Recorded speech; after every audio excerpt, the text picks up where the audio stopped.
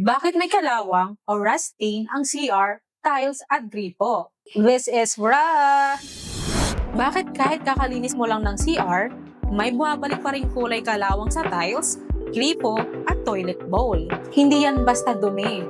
Madalas, galing yan sa tubig mismo. Kapag ang water source mo ay deep well o groundwater, possible na mataas ang iron content ng tubig. Sa una, mukhang malinaw naman siya. Pero once na na-expose sa hangin, sabon, o chemicals, nag-oxidize ang iron. Diyan nagsisimula ang orange, brown, o reddish stains sa CR, tiles, lababo, gripo, at minsan pati sa damit kapag naglalaba. Kaya kahit ilang kuskus mo pa, babalik at babalik pa rin siya kung hindi na-address ang source ng problem. Ang totoong solusyon, hindi lang panlinis. Kailangan i-filter ang tubig bago pa ito makarating sa gripo. Kapag nakontrol ang iron sa tubig, mas less ang rust stains, mas malinis tignan ang CR, at mas protected ang fixtures mo. May rust stains ba sa CR or gripo nyo kahit lagi naman naglilinis? I-message mo kami para ma-check natin kung iron sa tubig ang possible cause.